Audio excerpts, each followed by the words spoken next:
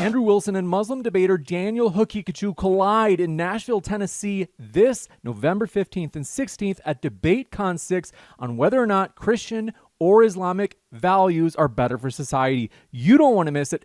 Grab your tickets by clicking on this link right now so you don't miss out on this epic debate conference featuring that debate and many others.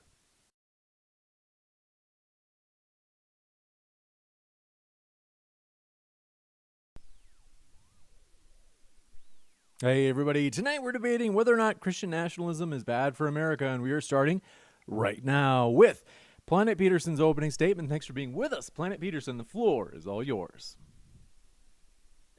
Thank you very much. Pleasure is all mine. So, start with a little story. Shortly after the Revolutionary War broke out, the Continental Army, they overtook Fort Ticonderoga, and then what they did was they moved 50 cannons from the fort to Boston and bombarded the British blockade there, which led to a British retreat and the recapture of the city of Boston. And there was this preacher, his name was Jedediah Dewey, and he gave this very long sermon thanking God, who did absolutely nothing. And when Colonel Ethan Allen reminded Dewey that he, in fact, captured the fort, he was accused of blaspheming. So I think this is a nice little microcosm showing Christians taking credit for everything in an instance where they did nothing, or where they do nothing. Now, to be fair, Christian states in this country, they are leading the way in infant mortality, in obesity, in teen pregnancy, in divorce, in poverty, in STDs, in having the lowest life expectancy, in having the highest rate of maternal death, being the least educated, having the least educational achievement, and all of that good stuff. So clearly, Christianity hasn't really done good for these states, so I don't know why anyone would think or want to create a nation in Christianity's own image. Now, even if you want to argue that Christianity isn't directly the sole cause of any of those factors, well, it clearly isn't doing anything to improve those factors. So what exactly is Christian nationalism supposed to do for our country? I don't know my opponent's specific view on this, so I'm not going to try to predict it here or anything like that. We'll just have to wait for open discussion, because it could go a million different directions. But in the conversations that I've had and the conversations I have observed, Christian nationalism, I don't think it really can be the answer, because the people that hate it the most tend to be Christians. This is historically true, and it's true in the present as well. Christians have killed other Christians in wars and conflicts throughout history that far exceed the death tolls as a percentage of the population than we saw even during World War II. Christian nationalists' wet dreams would become a nightmare today, too. Fertility rates are low.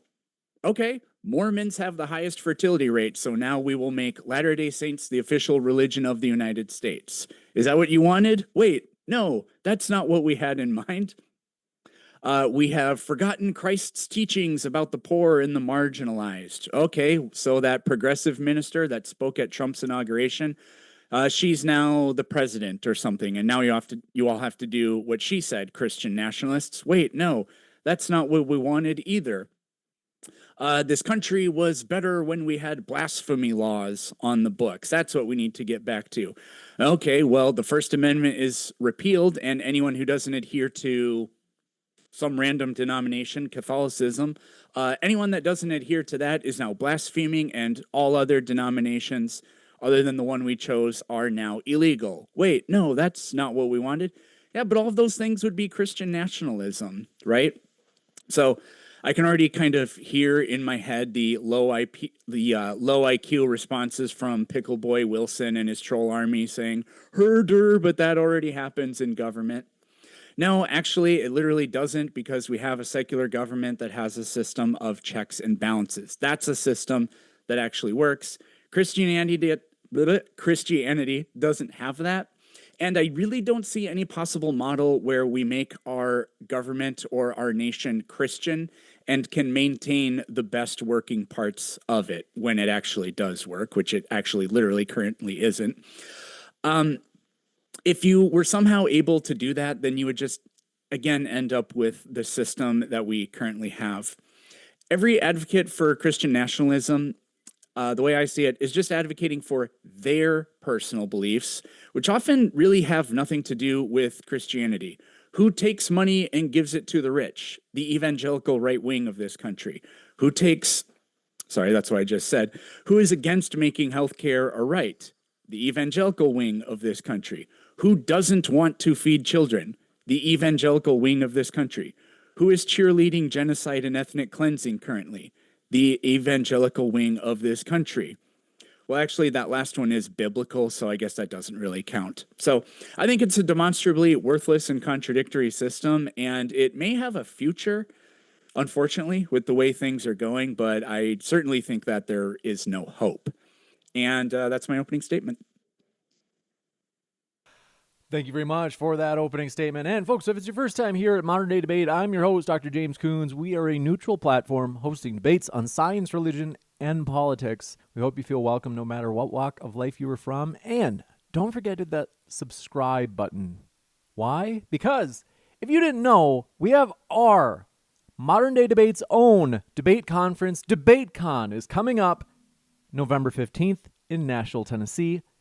It's linked in the description box. If you haven't gotten your tickets yet, remaining seating is limited. We are expecting to sell out.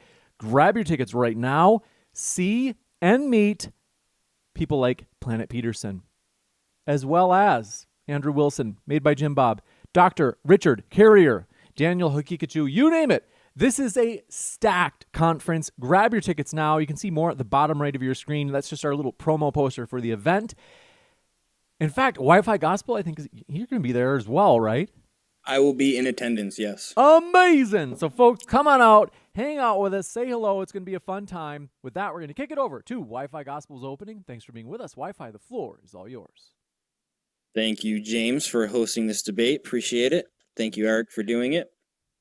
I'm usually on the affirmative side, so it's a change of pace being on the negative side tonight. The prompt for this debate is Christian nationalism bad for America? Does not require me to give an account for why I think that Christian nationalism is good for America. It does require, however, my opponent to provide arguments and for me to demonstrate how those arguments don't actually prove the prompt. Pretty much all we heard tonight was an ecological fallacy, and I don't like Christianity. The ecological fallacy is drawing conclusions about individuals based on group-level data. So saying that this state is has a higher rate of Christians and is also has, say, a higher rate of teen pregnancy doesn't actually work. It doesn't show that that is the cause, that one is the cause of the other. All right, so what I am going to do is give a definition of Christian nationalism. Christian nationalism is the promotion of Christian ethics in order to achieve prominence and dominance in political, cultural, and societal life, or social life. The arguments that I've heard Eric use in the past, which we haven't really heard tonight yet, but I'm sure they'll come up, against Christian nationalism are as follows. Christian nationalism cannot be good for America because it will create a dysfunctional government. Why does Eric think this will be the case? And he actually did allude to this in his opening. This is apparently because there are too many different denominations. So if one of those denominations holds too much power, the other ones will get upset, right? And if they all hold equal power, then nothing will get done. There'll just be too much infighting, right? The problem with this is that would be true of every ideology ever. There is always infighting when it comes to any large group of people. It's a completely nonsense argument. Eric often argues that Christian nationalism is dysfunctional by pointing to studies that link between high levels of theism and societal dysfunction. The problem is that these studies commit what's known as the ecological fallacy. They draw conclusions about individuals from group-level data. For example, Mississippi has both high church attendance and high teen pregnancy, but that doesn't mean churchgoers are the cause. In fact, there are actually no studies that track teen pregnancy rates in comparison to religious affiliation activity in Mississippi. So how could we possibly know where the teen pregnancy is coming from and make the conclusion that because there's a high church attendance, therefore there is a high teen pregnancy rate? Another argument he likes to make is the Establishment Clause, right? He likes to point to James Madison when it comes to the Establishment Clause, and fair enough, he wrote it. James Madison is quoted saying, Congress should not establish a religion and enforce the legal observation of it by law, nor compel men to worship God in any manner contrary to their conscience. Christian nationalism does not need to have a national church in order to function.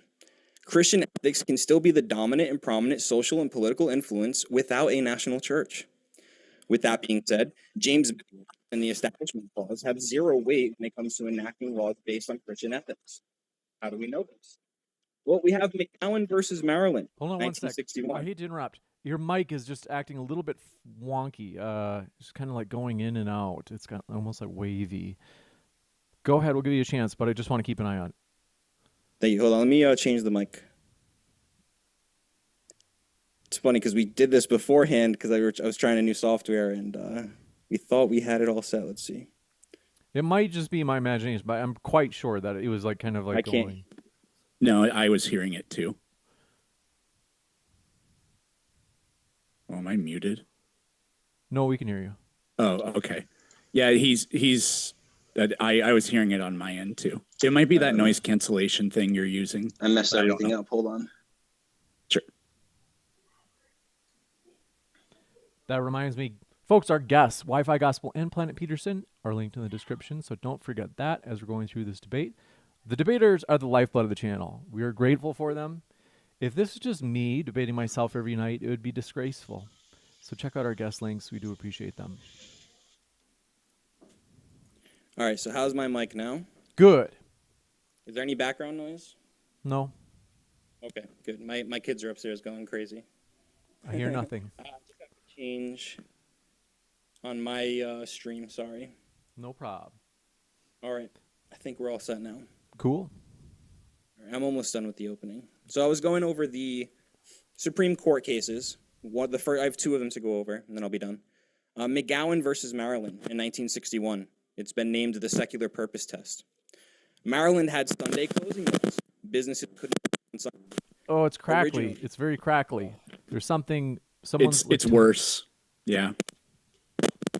Maybe we'll go to the first one if it sounds like there's like it's maybe not plugged in all the way or something. How about now? That's still bad. There's crackling still. This is embarrassing, guys, so I'm sorry. And That's all right. it's cutting your voice out too. It's treating your voice like a background noise and then like cutting you. This is totally normal. We have this stuff at Modern Day Debate all the time in terms of my audio as well. And then, non-incoming guests will have it too. So don't worry about it. Don't stress. Take a deep breath. Find out whatever mic works. What I want to do is, folks, this is just as a last, and Wi-Fi, just raise your hand or just say, hey, I'm ready whenever you are ready. But I don't want to put you on the spot because I do want to quick promote. Folks, this is like a absolute, if you absolutely can't be in person for DebateCon 6, like you're on your way to the airport to fly to DebateCon 6 on November 15th and your legs fall off, then it would be okay to watch it at home. If you become a member at the Final Word tier, as it says at the bottom right of the screen. Gosh, I put the last word. I was supposed to say the final word. But you see the poster at the bottom of the screen, the final word, last, they're synonyms. You can watch all the debates, the stage debates from home. That's 7 debates, which divided by the price of the membership, $14.99, is $2 a debate, approximately. Get your Final Word membership tier now. And if you're like me, if you're frugal, just cancel it after the conference. I'm not offended by that. But make sure you see this conference live, whether it be in person or via the Final Word tier. Ready for you? Test. How is it now? Good. Good? Yep. All right, I'm just gonna have to keep it close to my face, I think. No problem. Cool. All right, back to the Supreme Court cases. McGowan versus Maryland, 1961, secular purpose test. Maryland had Sunday closing laws. Businesses couldn't open on Sundays. Originally, such laws came from the Christian Sabbath tradition. Plaintiffs said that the law violated the Establishment Clause because it had religious roots. The Supreme Court upheld the law. This is from Chief Justice Warren. Just because the legislation coincides with the tenets of some or all religions does not invalidate it. Then we have another example. Harris versus McRae, 1980, the abortion funding case. Plaintiffs argued the Hyde Amendment, which restricted Medicaid funding for abortions, violated the Establishment Clause because it reflected Catholic values. The Supreme Court rejected that argument. Justice Stewart said that the Judeo-Christian religions oppose stealing does not mean that a state or the federal government may not criminalize theft. The fact that the legislation coincides with the tenets of some religions does not invalidate it. Eric has no leg to stand on to say that the Establishment Clause would somehow prohibit Christians from enacting laws based on Christian ethics. And that's my opening. Thank you. Thank you very much for that opening. We're going to kick it over to both of you for our open discussion. Thank you very much, gentlemen. The floor is all yours. Cool. Excuse me. So I do have a question for you, Eric. Can Christian nationalism ever be good for America? Could it? In some sort of sense, I could imagine. What's that show? You know the show, is it The Men in High Castle? Is that the show? Have you heard of that one? I haven't. Is that the one where, like, technically the Nazis won World War II, but everybody lives, like, peacefully now in the modern age or something? It sounds familiar, but I don't really watch I think that's the show. Something like that. Yeah, I think that's the one. So anyways, I could imagine in a possible world where every single person in America is Christian and somehow has basically the exact same social norms and specific Christology or whatever, then there is a kind of harmony and kumbaya that could exist. But I think that's a wildly improbable hypothetical. It just would never happen. The only way you could possibly try to get something like that is through brute force and tyranny, which has been tried all throughout history in different places in more ways than just Christianity. It's been tried in all kinds of, for all kinds of religions and other things. And it leads to misery, oppression, and usually eventually some kind of civil war. You're saying it could not lead to those things? I say it's almost certainly impossible. I gave an example of how hypothetically you could have this weird kumbaya kind of thing, but no, I think modern societies are too large and complex. If you have bands of people and there are only like 200 of them, then yeah, you could probably get everybody to kind of agree on something, but not when you have millions of people. So just to make this really clear, I'm asking, could Christian nationalism ever be good for America? Because, I mean, like, you're going to have a country where huge numbers of people aren't Christian, and I don't see exactly how Christian nationalism would necessarily be good for them. So my answer again is it seems almost certainly not. I don't think it's like the worst imaginable thing, but no. It kind of has I just want to finish the line of logic. I'm just having audio issues now on my stream. Can I just get 1 second? I'm sorry. Yep, that's fine. No problem. Folks, if you haven't yet, hit that like button. We do appreciate your support. It is a good deed. If you haven't done a good deed for the day, hey, if you hit the like button, it means something to me. And don't forget to hit that subscribe button, because all of the DebateCon debates and the Outnumbered recordings will be uploaded to the channel after the event. In fact, I'm going to hit that subscribers only chat mode right now in case you missed the verbal reminder. So thank you guys for being with us tonight, including Bestiver, Hatchy Man 123, Johnny Atheist. I see they're in the old live chat, among many others in the live chat. Pro Debate says, I didn't like it. I smashed the like button. Thank you so much. All right, I think we're all set. Ready. All right, so I just want to finish this line of logic, and then you feel free. You can ask questions. That's totally fine. So what I heard from you is that you say it's almost certainly impossible, but that's not the same as saying it's impossible, correct? Yeah. Okay. So then, would you consider a debate prompt like, is Christian nationalism bad for America? In order to say yes, that would be a universal statement, correct? No. Why not? Nobody couches or qualifies the way they use everyday speech like that. This is a really idiotic debate bro tactic.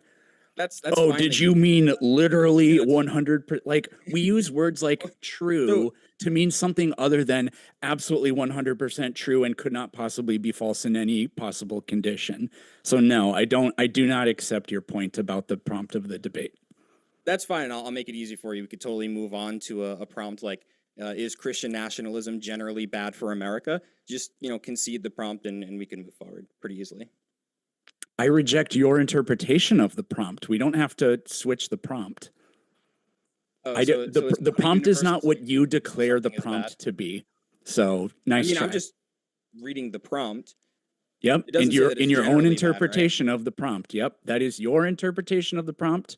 You are not the arbiter of what the interpretation of it is, and so it doesn't work that way. So nice try. So just to be clear, final thing I'll say about it: there is no contradiction between the statement that, or there's no contradiction about the statement that Christian nationalism is good for America. I don't even know what you meant by that. I'm gonna stick with your sort of. Is that a yes or no? In the theme of what you were talking about here? Do you think not being a Christian should be illegal? No, neither does Christian nationalism think that. Okay. Well, would you actually? We should probably. I was actually thinking about this during the opening discussions. There are different ways that a person can interpret what they think Christian nationalism is, right? Sure. Yeah, and I don't know what yours specifically is. So I kind of got the feeling that. Were you listening to the opening statement? Yes, which is why I was literally in the middle of saying I got the feeling that, and I was going to say, listening to your opening statement, are you thinking more of like small d democracy, just the people of the country? We would be better off if the people of the country either the vast majority of them are Christian or at least hold to traditionally Christian values? Or do you think that Christian nationalism should work in sort of like a top-down way, like the government should impose Christian ethics on the population? Well, Christian nationalism itself wouldn't be limited to either, and it would probably come in the form of both, but it could be either.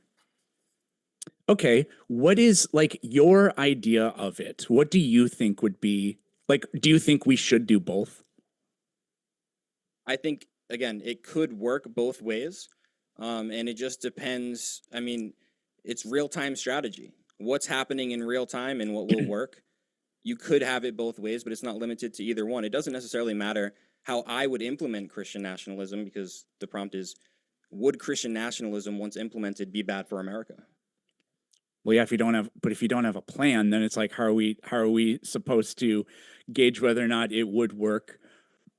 Excuse me, or anything like that. So then I guess, do you think it would be bad if, well, do you think there are not enough Christians in the country currently? Considering I would want everyone in the world to be Christian, in that sense, yeah, there's not enough. Okay, so then it seems, so then why wouldn't you support the government saying being non-Christian is illegal? Because you can't make someone a Christian by coercion. Like, you can't actually do that. You don't become a Christian by coercion. Sure, but the government could still make it illegal to be. I mean, it's not even about forcing converts or anything like that. But they could still claim, look, we think this is the absolute peak of morality or whatever, and we don't accept anything else. Okay, and well, if that's the case, I don't know. I'm just trying to figure out what you think we should do. Do you think we should completely stop immigration from not necessarily make it illegal in this country, but do you think we should just completely stop all immigration from groups that are not Christian? There could be a case made for that, and maybe even a case made for non-Christian countries. So maybe not an individual test, but to just stop immigration from non-Christian countries. And probably just for the meantime, I mean, right now, as we're trying to deal with an illegal immigration problem, we're deporting hundreds of thousands, if not millions of people every year.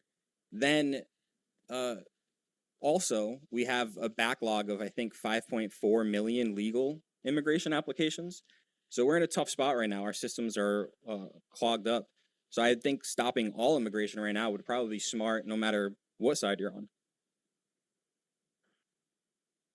Okay. I'll ask one more question. I've asked you a bunch in a row, so I'll let you take the next one. But how would Christian nationalism protect the rights of non-Christians? The same way that non-Christians have their rights protected now. I mean, it doesn't really sound like you think too much should even change. It's kind of weird. Well, how would you describe someone's rights are protected right now? Through the Constitution. Okay, is the Constitution blocking me physically from, say, assaulting you? No. Right. What would stop me? And I would never do this. But what would stop someone from assaulting another person? Well, I think that's probably something internal, but I do very strongly believe that how do I say this? The law of the land, I think, really does very strongly influence the sort of general society, like norms of the population, and we can also think of that as like the moral compass of the population. It's like, for example, interracial marriage today, only about 5 to 8% of the population disapproves of it. But in the 50s, it was the opposite. Only like 5 to 7% of the population approved of it. What happened? Did we become more woke? Did we become more Christian? Did we become more? No, they just like literally said, you can't discriminate that way. And when people grew up with that being the norm, it became what's accepted. Yeah, and I think that in a Christian nationalist society, what I was getting at is that you would make laws, and those laws would prohibit people from doing certain actions, such as assaulting another person. Well, yeah, but I mean, a Christian wouldn't be able to assault another Christian either. When I'm talking about the rights of non-Christians, what you just said isn't really exactly a right that only works, when it's Christians versus non-Christians or something like that. I mean, I'm thinking like there's not a single thing in the Bible you can point to that is in concordance or in accordance with the First Amendment, for example. Okay. So why should I believe that like my rights as a non-Christian or other people who are non-Christians would still be able to maintain the kinds of protections like we have, for example, in the First Amendment when a Christian ethic all of a sudden takes over? Why would a Christian ethic not coincide with the Constitution? Because the Bible is decidedly against the First Amendment, for example. If the Bible is decidedly against the First Amendment, why did nobody make that argument at all when writing the Constitution? Well, that's just like literally not true. Who made the argument? I don't know if I probably couldn't, like, at least off the top of my head, couldn't give you an example of somebody pointing to the Bible, but they pointed out that religions, if you give a religion dominance or whatever, then that never works. So that's why we have the free exercise clause and the establishment clause. So I do have some quotes here that I can give you. So that's not true. It's not true that I don't have quotes that I can give you? No. You said dominance. It wasn't dominance. It was federal backing, federal establishment. What religion the Hobsonian government dominance? Model, which we have, is that the federal government has a monopoly on power. So it absolutely is dominance. If the federal government is aligned with a religion, then that is absolutely dominance. domination Okay. homes, as To be what's his fair, name that can be considered dominance. But what I was trying to get at is a religion doesn't have to be established federally to have dominance, correct? There can be a like if we had I think we do have a secular government, but like you could live in a country that has a completely secular constitution, but everyone in the country is Christian. There is a sense in which culturally Christianity is like dominating, but that doesn't at the same time mean that it rules over people's lives in a tyrannical sort of sense or in So an if hold on, authoritative type of sense. are you then saying that if that same country with which you said was secular, so I'm guessing its laws are based on secular ideas, wouldn't that then be secular ideas ruling over and tyrannizing those people? In what sense would they be tyrannized? Like if I tell you you're not allowed to take your religion and restrict rights of other people, I'm not oppressing you by doing that. And in what way would someone be oppressed if a Christian nation told them they couldn't murder babies in the womb?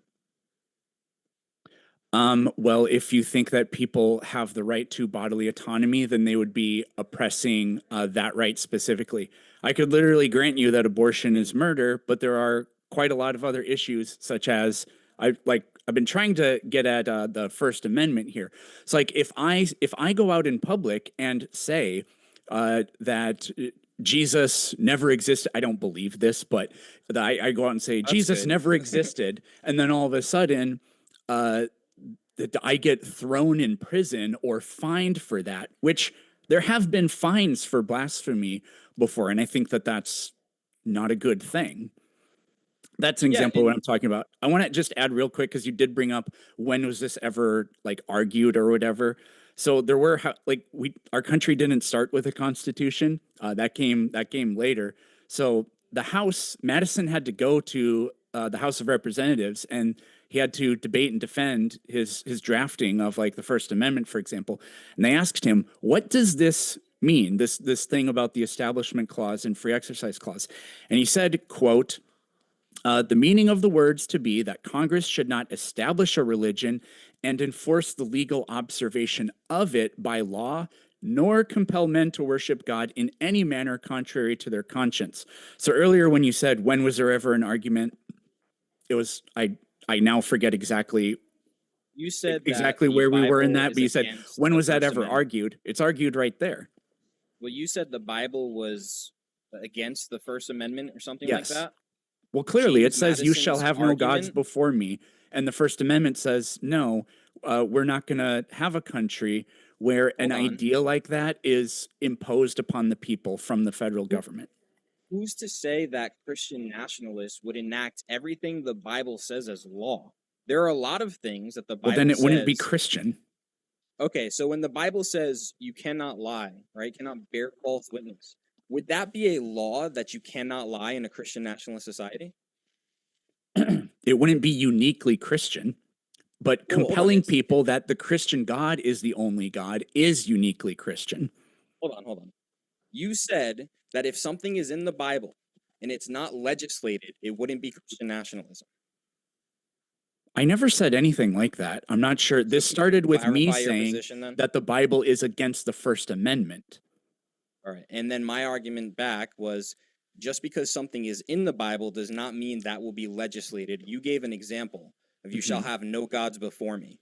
That's not something any Christian nationalist I know of is going to legislate or wants to legislate. You know that we literally have had blasphemy laws in this country before, right? Yeah, and how does but having no gods before me isn't has nothing to do with a blasphemy law. Yes, it is.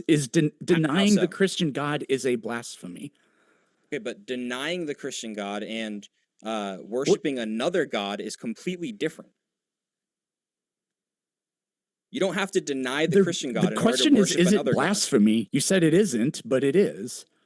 It's so if you want to have like this super broad blasphemy and saying that worshiping another God is blasphemy, maybe you can make that argument. It literally blasphemy is. specifically when you speak against the Christian God. When you worship Yeah, another that's god, like there were Jews who still believed in Yahweh and worshipped Yahweh one day, then the next day they'd go worship a pagan god, and then they'd come back and worship Yahweh. Did they ever denounce Yahweh to go worship those other gods? No. Was worshiping those other gods still wrong and violating that command? Yes. okay. What's the point?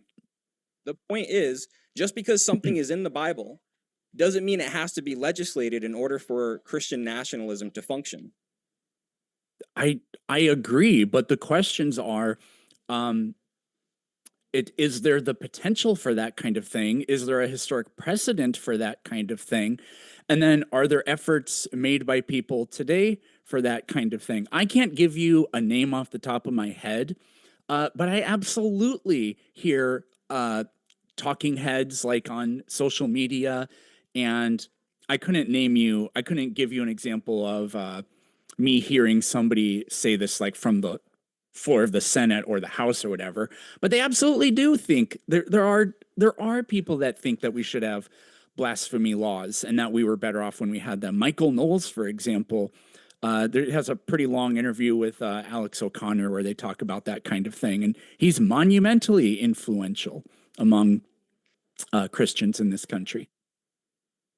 Yeah, and that's fair. I mean, sure, maybe Michael knows, I don't know his exact position. Maybe if he had some form of power in government and was able to enact a blasphemy law, he may want to. And I'm not even saying that I totally disagree with blasphemy laws, but it's not specifically Christian nationalists to have these blasphemy laws. But just because Michael Knowles says it, like, I have a quote here: priests must be fought with the same ruthless vigor as the capitalists. Religion must be destroyed by force if necessary, for it chains the worker to his exploiters. Would you agree with that statement? No, is that Right. Karl Marx? Sounds like him, right? No, it's actually Emma Goldman, who she was an American who lived in the 20th century. I thought I had exactly who she was. I hadn't heard of her before this. The Right. reason I grabbed these quotes was just to show that there are people who may share like a base ideology with you, maybe secularism as a broad idea, but you would clearly disagree with and fight against, right? I picked quotes that I know you wouldn't like or agree with. And I'm like, just because there are people out there who hold maybe a base amount of views that are similar to yours doesn't mean that that base philosophical view or ideology shouldn't be used as a foundation to enact laws. Yeah, the way I'm trying to approach this is I take what you're saying and I agree with you. Like, well, just because it could happen doesn't mean that it would happen or whatever. But then what I think that you need to do is you need to be able to give a defense against it within your worldview. So that's why I said I don't think you can give any kind of, there's nothing in Christian ethics that is in support of the First Amendment directly. In fact, there's a huge amount that's directly against it. Like there's nothing in the Bible that says the free exercise of religion is tolerable, that or that being agnostic or an atheist is tolerable or anything like that. So I mean, there goes free exercise and just like freedom of speech in general. Well, not like again, so for all cases, but yeah, so there's a few things going on here. One, obviously, the Bible is a work similar to the Constitution, which needs interpretation, right? And you can have your interpretation of the Bible, that's fine. But we're not limited to what you think the Bible says and what you think the Bible is against. There would be, especially within a Catholic or Orthodox tradition, there are people who study, right? You're cutting out again. Oh. Is it fine now? Sounds okay. Okay. So even within like a Catholic and Orthodox tradition, there are people who study canon law, right? There are all sorts of ways that Christians can derive their ethics, and it's not specifically on the letter of the law in the Bible, right? Go ahead. I'm going to respond to that though. Go ahead, respond to that. So, yeah, you ask 1,000 Christians what their idea is, and you can get 1,000 different answers, right? And I think Yeah. like a response that I kind of predicted for this is, look, Peterson, your criticisms of Christianity, a secular government that has political parties, they're not going to agree on things either. The problem is, and then you're talking about interpreting the Bible, but like the government, like the system that we have, you could reimagine a system pretty similar to the one we have in a lot of different ways, like a parliamentary system or a more direct democracy kind of system or whatever. But it has like a system of checks and balances, and it offers this system where it's kind of weird, but like the fact that we have stalemates in Congress was actually deliberately planned so that you couldn't just consolidate, like you need like the filibuster that we have and all that. It was made so you can't, because unfortunately stagnation is actually sometimes more preferable to broad sweeping change brought about by people with bad intentions. But the problem is with the like doing it like based on the Bible or whatever, well, God is the ultimate source, right? So if one group says, yeah, but um, they'll just claim you're not even from Scotland. They'll say you're not a Scotsman. We are. You call yourself a Christian, but you deny X, Y, or Z. So you're not even a Christian. We're the real Christians. Oh, who do you get your authority from? Because I get mine from God. But the other person says, well, I claim mine from God or the Holy Spirit or whatever. And I just don't see how that power dynamic ever resolves itself in a way that works well. And like there have been all kinds of schisms and civil wars fought for that reason until we came up with a better idea, I think, at least. Well, the problem with your argument is that it's just not unique to Christian nationalism. Everybody has this problem. We have the problem right now in America between the left and the right, and it gets worse at every presidential election. One side says, you guys don't follow the Constitution, you wipe your ass with it. The other side says, no, we actually love the Constitution. Yeah, but follow it, you guys wipe your ass with it. yeah, but like we literally have a judicial system whose job it is to like literally interpret the Constitution, and we have decades and we're getting onto centuries of interpretations that we can fall back onto.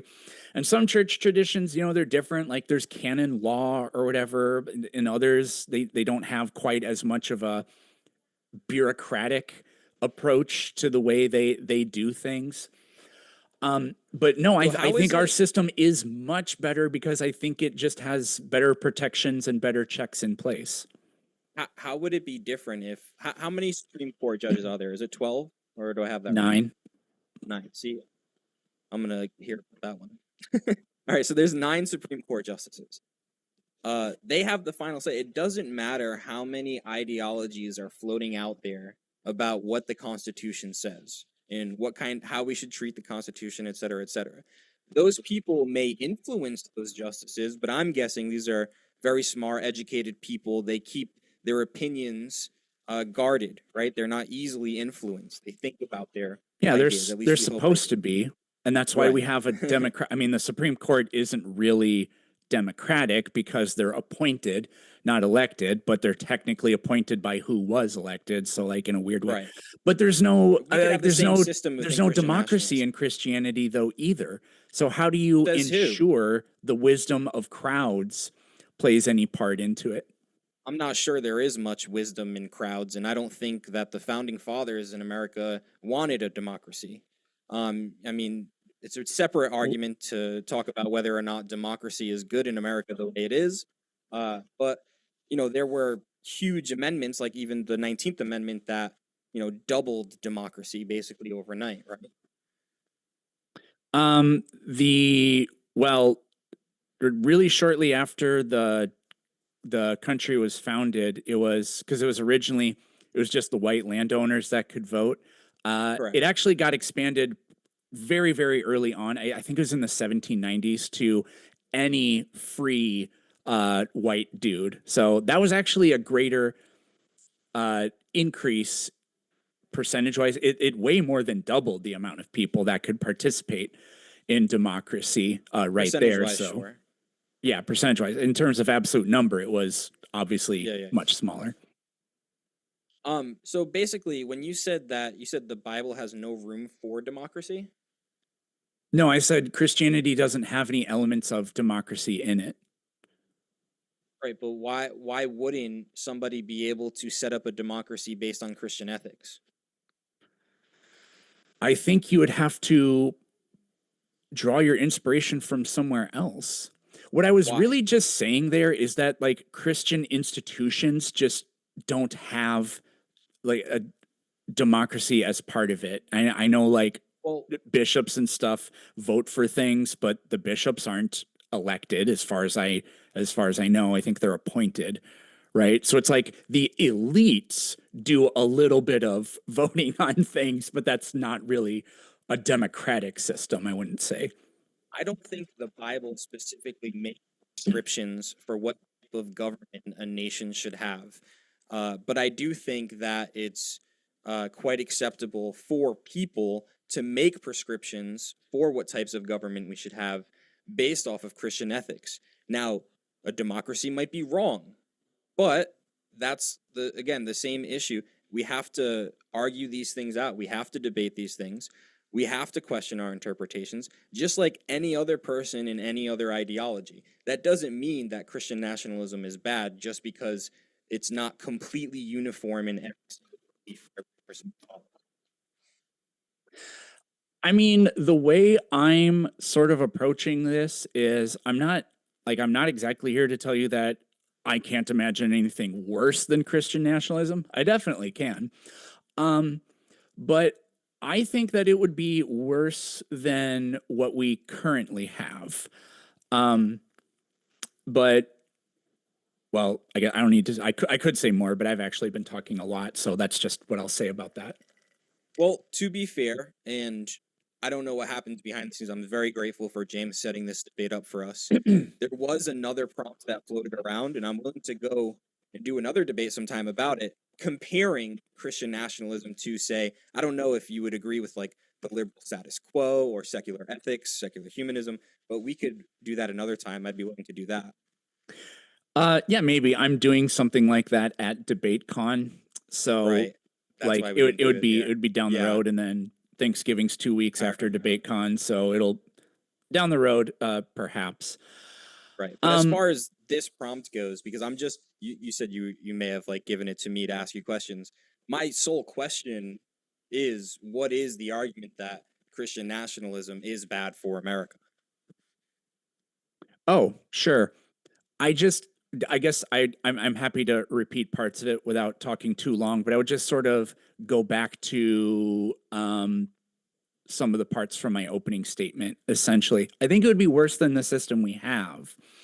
And probably the biggest part of that would be kind of what we were just talking about, a little bit connected to what we were just talking about, but like the like which version of Christian nationalism, right? I think Christians would reject. Do you know how they're talking about nuking the filibuster? This sounds like a tangent. I promise it's not. You know how they're talking about nuking the filibuster in Congress? Right? So the idea is if we get rid of the filibuster, then if we just have a one vote majority, we can get whatever we want done. But the defense is always made, even by the party in power. They say no, because when we're not in power in the next election cycle, then it'll be used against us, right?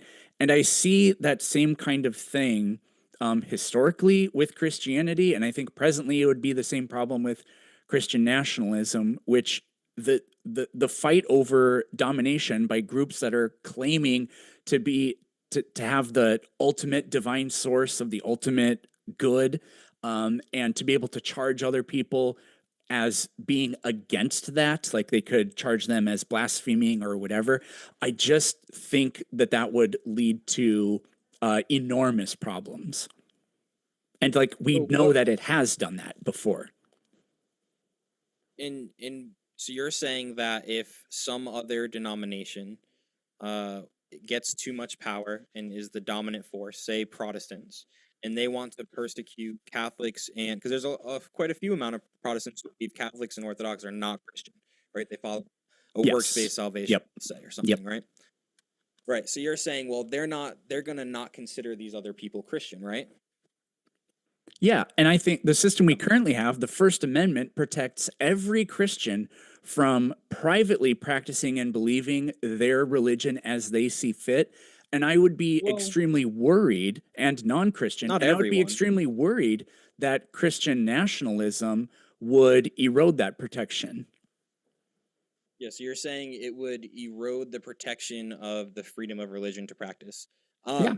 We make prescriptions for what a church is currently, right? As in America, we make laws on what is and what is not a church.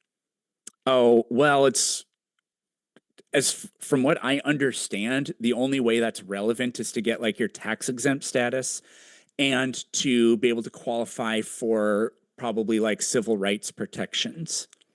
Right. So you can call yourself a church, but you wouldn't be legally recognized as one if you didn't meet certain criteria.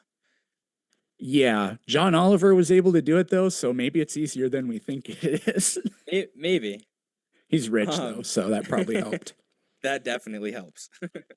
But yeah, I would say it would. I don't see how it would be different. I mean, it might afford some churches the ability to collect taxes and be more well funded, but I don't see how if someone could just say, "Well, this isn't a church," and the people say, "Okay, kick rocks, we are a church," how that would be different than it is now. Well, so like for example, I'm sure you agree that churches do huge amounts of community outreach and charity, right? Correct. But what if they lost their tax exempt status and then were crippled in their ability to do that because like it could be like it could be a non-Christian group. Like, do you think Mormons are Christians? I would say probably not.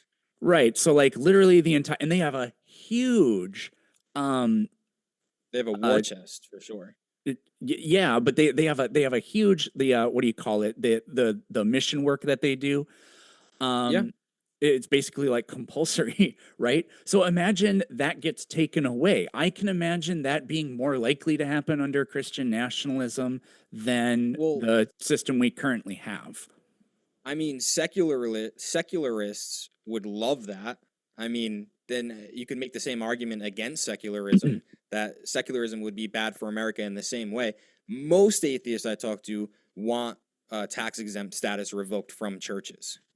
But Yeah, I don't know. let's- I don't know how I feel about that exactly. It's hard to say. but honestly, tax exempt status, while it does help, it just allows people to keep large amounts of money in bank accounts without getting taxed on them, and it helps with sales tax and property tax. So like you can stuff your money into property and not get the tax on it. That's beneficial. But what's it called? What do colleges do with their funds? What's it called? When they invest their money, they keep it in a certain fund, endowment. Oh, An endowment. yeah, an endowment. Yeah, That's an easy tax way the hell to- out of those things. That's the only thing Trump has done that I agree with, I think. Yeah. So that's one way that like there are other ways to handle your money if you're smart enough that would be similar to a tax exempt, although obviously tax exempt status does help, but it wouldn't get rid of things like mission work. And all of those mission works currently are funded by the parishioners, right? And obviously, once the parishioners fund it a certain amount, they have businesses that they own. They sell magic underwear, I think, and stuff like that. So the temple garment, yeah. So I've kind of been talking about protecting, like weirdly, it's been a conversation about protecting Christians under Christian nationalism, who protects the Christians from the Christians. But what about the non-Christians as well? Because again, the system that we currently have, like with free exercise and those sorts of, this like whole thing has been about just the First Amendment and almost nothing else. But like in Christian nationalism, do you at least understand? I guess I would ask, how do you see those rights still being protected for those kinds of people, people like me that don't even believe? And do you understand how I I see, I would expect it to be more likely that their protections would be eroded. Yeah, so what rights would you be afraid of you losing as an atheist or a secularist under a Christian nationalist society? Well, there actually are states where you can't run for public office as an atheist, like Texas and a few others. I think actually one of the New England states is like that too, which is really bizarre. So I would be afraid of seeing more of that kind of thing, right? Or um like not being able to be a public school teacher if you're a Muslim, for example. I mean, like literally, the Christian nationalist movement in this country that we currently have is like talking about deporting, denaturalizing and deporting Zoran Mamdani, right? I mean, the threats of the worst aspects of this were actually staring at them, I'm afraid. So it would be examples like that. Yeah, so I mean, to take the argument to its ultimate endpoint, there we already prescribe for certain individuals uh, that they lose the right to do certain things, like vote, like hold office, like be a school teacher, based on certain felonies, right? What would you say? And I swear I'm getting somewhere with this. What would you say is the reason, the core reason we do that? I would say to protect and uphold our idea that everybody's entitled to life, liberty, and the pursuit of happiness. Right, perfect. Would you consider that a secular idea? Um, I think you can make it so. The founding fathers they appealed to what they called natural law, and they invoked a creator a lot of the time. Jefferson didn't really want to do it that way when he drafted the Declaration, but uh, that it wasn't up to just him. So they would, and that's grounded in an Enlightenment idea of that human reason alone is the tool by which we can come to understand things like natural law and natural rights. So there are prescriptions that limit certain people's rights to do things based on a secular ethic. Or, yeah, those Yeah. prescriptions can be based on a secular ethic. You're saying if someone used a Christian ethic to make prescriptions to limit certain people from doing certain things, the similar things you were talking about, it would be wrong just because it's based on the Christian ethic? I'm not saying it wouldn't have to be uniquely Christian. Like I would have this exact same debate with somebody who wants to turn us into a Islamic theocracy, right? I would use What about a secular? a secular what? What about would you have the same argument against a secularist? What's the specific argument? That using your secular ethic to enact a law that limits certain people from doing certain things in the public, Mm-hmm. would you make the same argument against them that they can't do that because of their secular ethic? No, because the broader point is you asked me what is the purpose of like the laws, like you can't do blank if you've committed a felony or whatever. Because I don't see the avenue in a secular ethic toward violating that. But like like as an example for Christianity, like Thomas Aquinas literally wrote, "Yeah, I think blasphemy is worse than murder." Now, I don't think you think that's the case, but Correct. but you can then see how you could imagine that people would treat blasphemers like they do murderers. But I think that blasphemy is a non-crime, so it would be just completely unjust. And even if you're going to say like it's like you can give a logical defense for it or whatever, it where was I going with that? But it's still like what actual harm occurs from blaspheming? None except for God's feelings, apparently. So the That's an murder is bad interpretation. for everybody. The blaspheming is bad for nobody except the person's soul if you believe in hell, and maybe it hurts God's feelings. So there's a total asymmetry here. Right. So two things. One, there is an interpretation there that as a secularist, I can understand why you look at blaspheming and say, this is just nonsense and it doesn't actually hurt anybody. There can be arguments made, and you kind of alluded to one about hurting one's soul, right? It just depends where you start from. Obviously, we start from different paradigms, so we're not going to get equal footing there. But this also just goes back to the fact of I can pull up all these quotes from all these communists who say, I mean, look, this is a really bad one. Well, So, all right, right here. I'm in favor Yemelin. of. Well, go ahead. All right, I just want to. This is the Soviet League of Militant Atheists, the leader in the 1920s and 30s, Yemyelin Yaroslavsky. It is our duty to destroy every religious world concept. If the destruction of 10 million human beings, as happened in the last war, should be necessary for the triumph of one definite class, then that must be done, and it will be done. Obviously, you disagree with this, but he is. Yeah, but I don't think that that's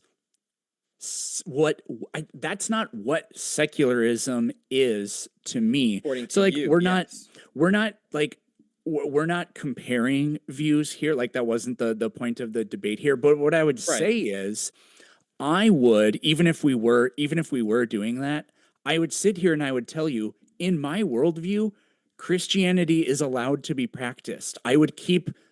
I like the First Amendment the way it's written. Everybody has the right to free exercise or whatever. Compelling, like I that Marxist thing there is against the First Amendment. I'm against it, even though it's. But I wouldn't even say that it is secular. I'm not. I mean, I'm not even sure what that means, but Yeah.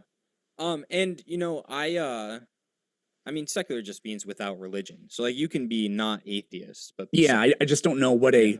what a secular law means. I mean, if you're prohibiting religion from being practiced, then that's in a weird kind of way almost not secular, because you're choosing to intertwine the religion into it. It's not informed by religion, but Yeah. you're going against it, which to me, neutrality is the stance, Well, not Have being you ever heard of the anti. lemon test? Yeah. So the lemon test uses that wordage, right? Secular. The lemon test was struck down by a recent Supreme Court case, but so like that's kind of the way I would use it. The secular purpose is a purpose that isn't inherently tied to a religion or a deity, right? Like the main purpose of it isn't just to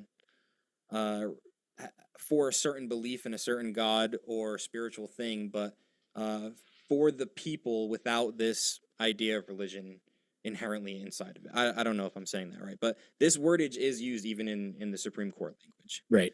But the whole thing is, I'm not trying to compare worldviews because I know that's not this debate. And I said we could do that another time. I'm totally down. But the only thing I'm trying to show you is your argument can be used, and I'm using or trying to use your worldview to make it impact more, because this can be used on any worldview, right? I don't agree with everything Thomas Aquinas says. You don't agree with probably anything Yemelayan Yaroslavsky says. But both of you share a portion of this worldview, and you know, atheism and secularism can overlap pretty hard. Like there's tons of different prescriptions you can come to based on this ideology, and the same thing for Christians is what you're saying. So I don't see how this argument does anything to Christian nationalism. It just points out that humans don't agree on a lot of things. Yeah, I guess I've already made the point on this that I want to. It's that I'm afraid in a Christian nationalist, like if we changed to Christian nationalism, whatever the hell that means, then the better aspects of our society or government or whatever that provide checks and balances and keeps power in check would be more likely to be eroded, I guess is what I would say. Would it then be fair, just to finish off the point, would it then be fair to say, on the same token, and again, this works for any ideology, but just using it for secularism, I would be afraid that if secular ideology was the dominant social, political, and cultural force, that I would be afraid, based on Yemelayan Yaroslavsky's views, that he would kill me. Say I missed the beginning part of that. Say that again. Right. So you're both secularists. Yeah. Me and Thomas Aquinas are both Christians. Yep.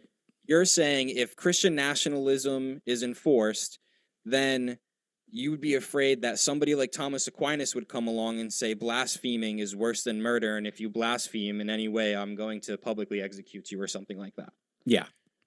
Would it then be fair to me say, if you were advocating for some form of like secular ideology to be the dominant political, social, cultural force, that if that was enacted, based on these quotes that I have here, I would be afraid that I would be killed? I mean, I can kind of understand the logic in that, I guess. It's just that I would point out that if we look in the country and all around the world, we see that the religiosity coincides with higher levels of internal conflict and homicide and murder and corruption and all kinds of things. So the question is, what's more likely to be dangerous? Like I could say, well, you know, a lot of people die in car crashes, so you should take public transport. Yeah, but did you see the video of that guy stabbing that Ukrainian girl? That happened in a train too. Yeah, we'd have to look at the data, I guess.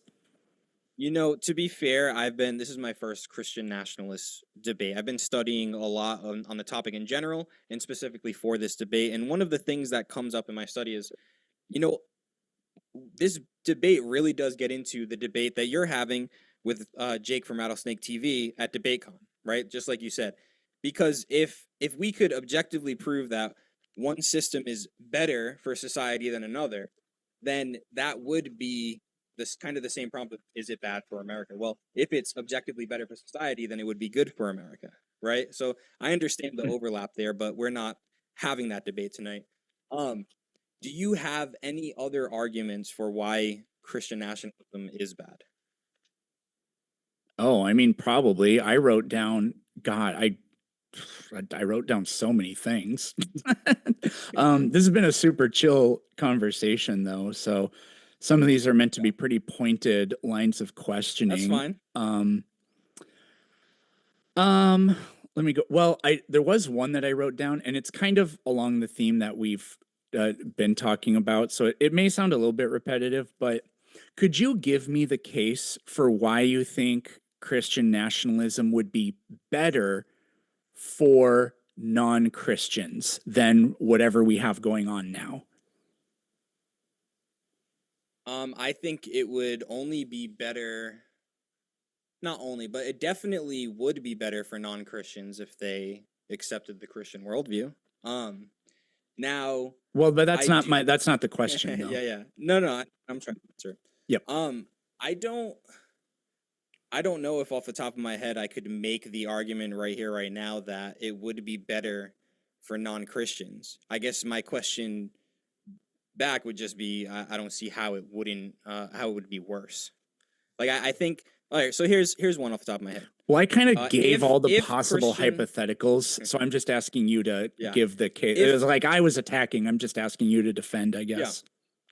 Well, if Christian nationalism, if Christianity is better for society, then obviously it would benefit non-Christians to have a better society.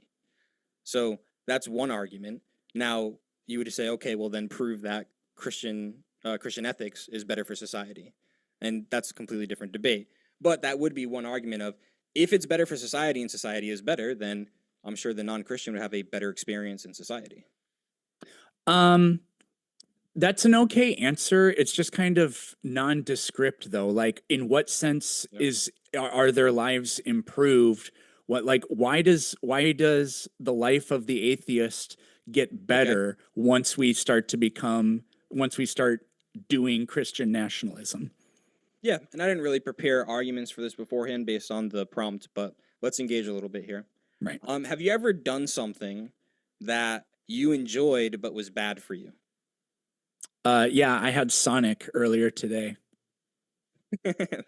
Yes. Although I'm not a huge fan of Sonic, so I think that was just torture all around. I just wanted the cherry limeade. That was really all I wanted, but I got the burger to go with it. Yeah. So I think that we do things all the time, some of us more than others, that we enjoy and sometimes don't even realize they're bad for us. And I think that Christian ethics, the prescriptions based on Christian ethics, would outlaw a lot of those things. I think that most Christian nationalists would be okay with outlawing marijuana. I don't think. I think there are very few people who can use marijuana and have an overall better experience in life. I don't know. I forget the exact study, but the amount of mental illness, and this is just a correlation, but when you look at the maps of dispensaries in states that have it legalized, the amount of mental illness cases skyrocket. Um, like, and I think that a Christian nationalist would be more willing to outlaw something that is worse for society than a Well, secularist. I mean, I hear what you're saying, but like, for example, gambling's another horrible one, right? But Yeah, the problem for me with this is, I think, like, I think both like political parties in this country suck, but I think very clearly evangelicalism and Christianity is much more closely tied to the Republican Party. But I think that correct. that party is far more corrupt and far more in bed with, the billionaire class and like people that want to do things like legalize gambling, right? Like it was literally a conservative Supreme Court. I'm not blaming Christianity for a conservative Supreme Court, not exactly, but Yeah. like gambling is a huge problem, and I think that it's completely normalized by the people that identify as Christians. And I think Jesus would say these people have completely lost the plot, right? Usury, charging interest. I think that that's Yeah. like the predatory lending and predatory credit cards and stuff like that. I don't see anybody, like, we don't have Christian nationalism, but we have people that are in line with it, and I don't see them doing anything about it. I It's all the like mostly secular like liberal people, like the bleeding heart libs that are fighting the fight against this kind of thing. I So mean, I think that that's a I'm little. unaware. I'm unaware of the libs fighting usury and gambling. That's news to me. The gambling thing is really new. So that one I wasn't thinking of specifically, but what I was thinking off the top of my head is like the predatory lending type of stuff. I mean, Elizabeth Warren and Bernie Sanders have been fighting that kind of thing for many, many, many, many decades. And you know, let I'm not we're not going to turn this into a Donald Trump thing. I think Jesus would hate Donald Trump. So I'm not going to sit here and make you have to deal. I'm not going to sit here and tell you Donald Trump is your guy and you have to defend him. I'm not going to do that kind of thing. But um, yeah. So like this is a huge problem that I have, is that I wish the people that are fighting the Christian culture war would act like Christians, because I just feel like they never do, except abortion and traditional family values. That's it. I don't see anybody talking about like those issues I just brought up, which is unfortunate.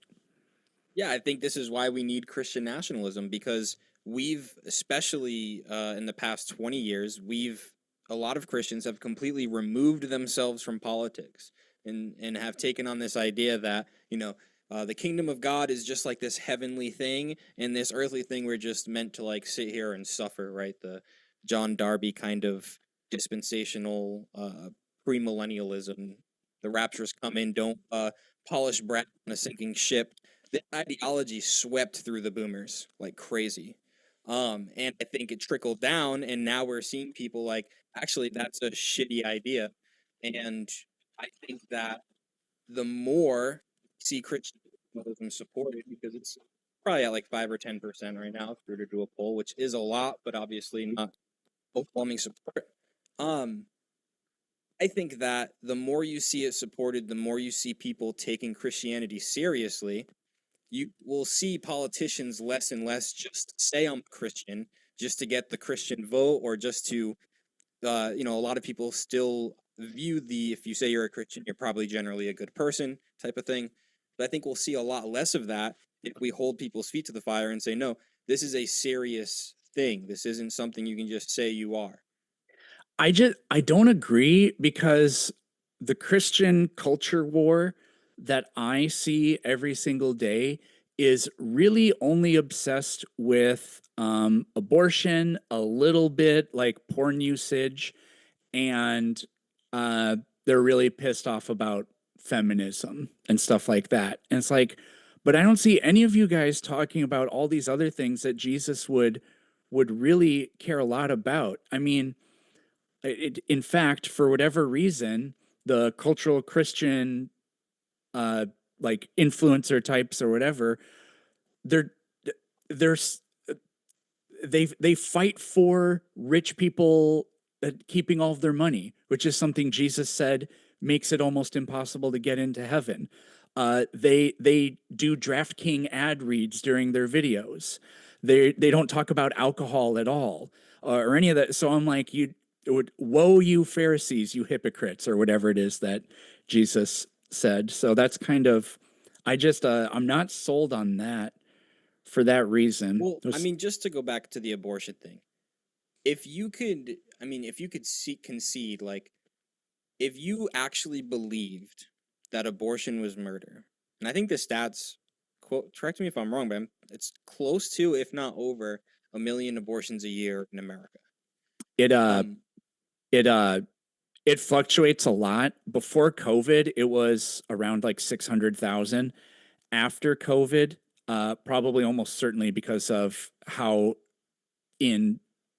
much financial dire straits people were in, it rocketed up to like around 700 or 800,000. It got pretty bad around that issue, but it fluctuates a lot, kind of like suicide. Some years there's tons, other years it drops by a ton. It's very strange.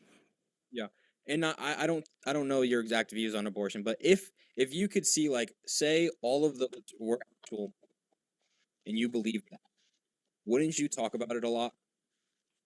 Yeah, I can understand that. I've actually made this point before, and it's either Louis C.K. or Bill Burr. I don't remember which ginger comedian makes this point, but he says like, "Look, I, I, you got to understand. These people think you're killing a baby, so when they lose their minds over it, like you can disagree that it's a baby, but." Don't you understand that they think you're killing a baby? So like, it's a joke about not having empathy. But I think it's yeah. DK. James, we got to be pretty close to the 60 minutes. We are ready to go into the Q&A if you guys are. I mean, the only other thing I wanted to talk about was fertility rates maybe, but somebody's probably going to ask a question in the super chat. If they don't, I can sort of make the point I wanted to make about it. You got it. What do you want it? Is there one in the queue for it, James? Did you saw about so fertility?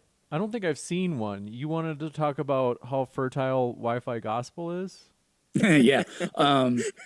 No, the point I just kind of wanted to make is that this is brought up a lot when I see the Christian versus whatever thing, or is Christianity good, is the fertility rates. But is this going to be your first one with Jake? Yeah. On that topic? Okay. I mean, it's definitely going to be brought up, so you're good. Yeah, for sure. But maybe I shouldn't give it away, but I'm going to anyways. But the point is, there isn't a single state in the country that is at replacement rate. And there isn't a single country in Europe either that is at replacement rate. And even if you look, I do have Pew Research here on this. Even if you is 2.1, right? 2.2 is okay. What I I thought Christians in general were at between 2.3 and 2.7 Christian women. So yes, but the I have a Pew poll right here. I could send it to you later. It was super easy to find though, just fertility rate by denomination or whatever. But now there isn't a single state that's at replacement. Now you can boil it down. You can be like, well, that's because the secularist lesbians aren't having any kids. And it's like, but if you look at the Christians, we are. Well, not all of the Christian groups are actually meet that threshold. A lot do. But the one that is by far the biggest are the Mormons, right? So it's like, okay, well, if you're concerned with fertility rates, then encourage everyone to be a Mormon. But most of you don't think that they're even Christians. So I don't think Christianity is the answer here. But the biggest thing you have to keep in mind is we don't live at the end of history. We live in the middle of history. And the Christian numbers, while yes, they're at replacement, they were higher in the past and they're going down too. It seems to me that you guys are just dying more slowly than the lesbians are. Yeah, I mean, if it's just lesbians, it's pretty quickly that they're gonna die. If they don't kill each other first. But I get what you're saying, and I agree that Christians are not having nearly the amount of children that they're supposed to. I mean, I only have 3, and I say only because I think that's a little. Most people are like, how do you do it with 3 kids, right? That's what I get a lot, and I'm like, I feel like 3 is not even near enough. I mean, my dad was one of 8, my mother-in-law was one of 10. Like, they just used to pop babies out. But to your point, I come from, I would say, when I was younger, a pretty nominal Christian family. But my grandfather was a pastor for 40 years of his life. And he, like, towards the end of his life, when he needed more help, just getting older, my stepmom was more involved. He lived with us. We went to church all the time. Like, this is like my high school years, and sorry, like, all my siblings are younger. I really became Christian at 18. I was heavily influenced by Christianity, which made me want to start a family, get married, have kids. That was like the first prescription, either that or go be a monk. And I just wasn't fit for the monk life. So but all of my siblings have all expressed, one of them wants kids, but he's like, I'm going to be like 35, have a house first, right? The other ones are like, no way, I'm not having kids. It's not because they're heavily influenced by Christianity. They don't take Christianity nearly as seriously as I would. They would probably say they're Christians, but it's not.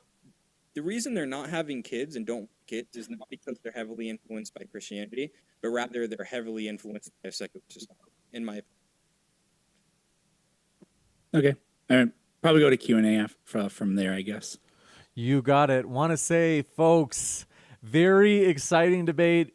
Check out our guests' links in the description. They're the lifeblood of the channel. We're going to jump into these questions. Work Academics says, I want to debate Andrew Fanboy, I think that's supposed to be you, Wi-Fi, how he lost to CGA. Who is CGA?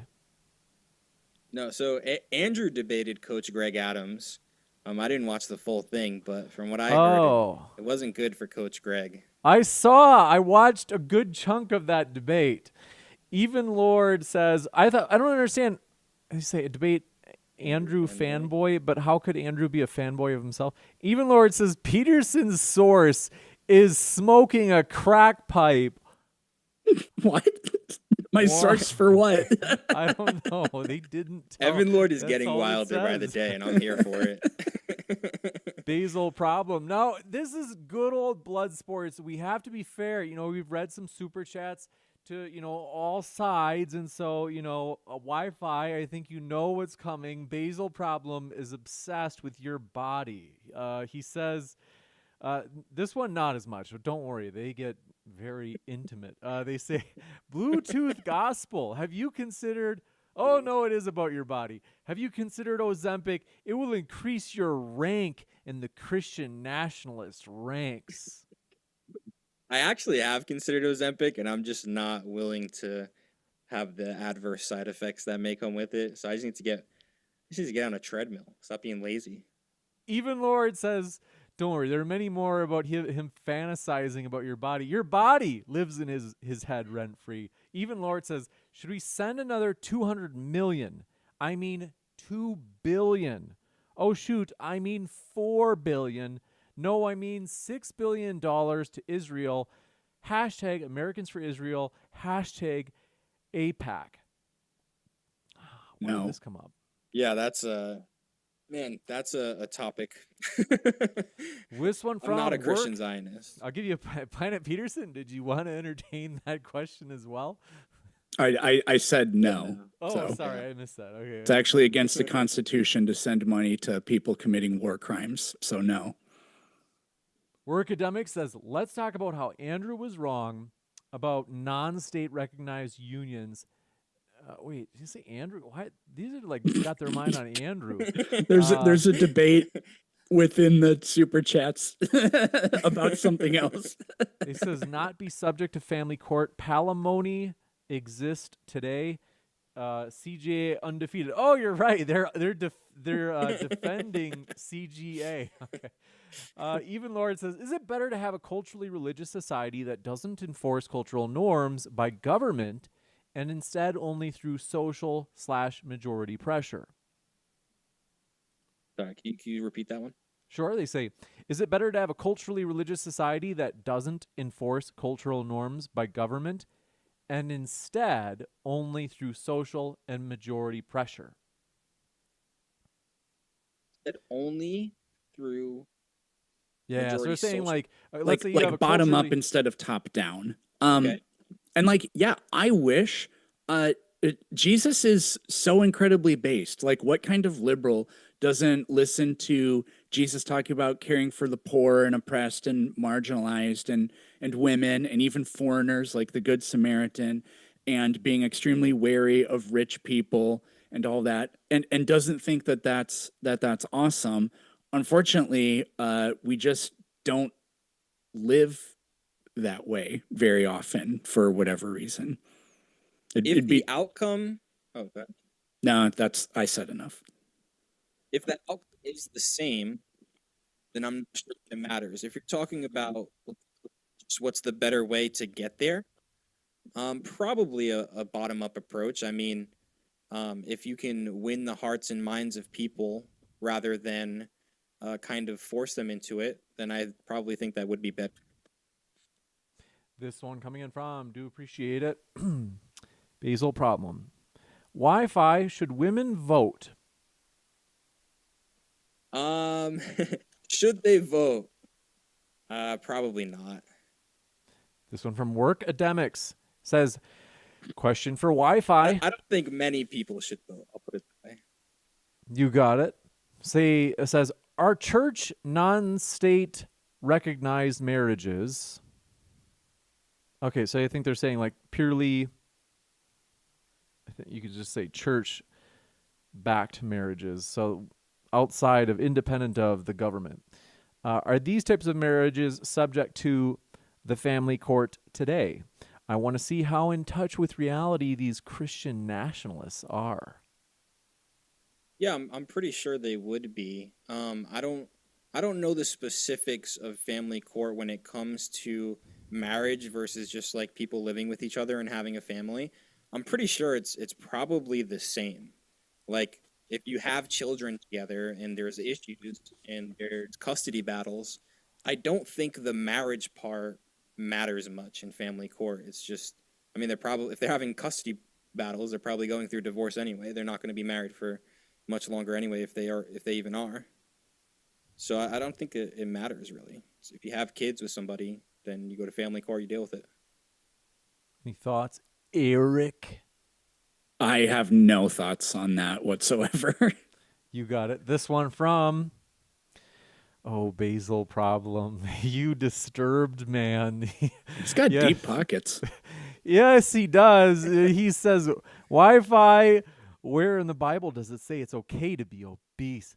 Wi-Fi, do you think Jeez. Moses was embarrassed when his son saw him because he had a belly and was really out of shape? That was an interesting tie-in. I'll give him that.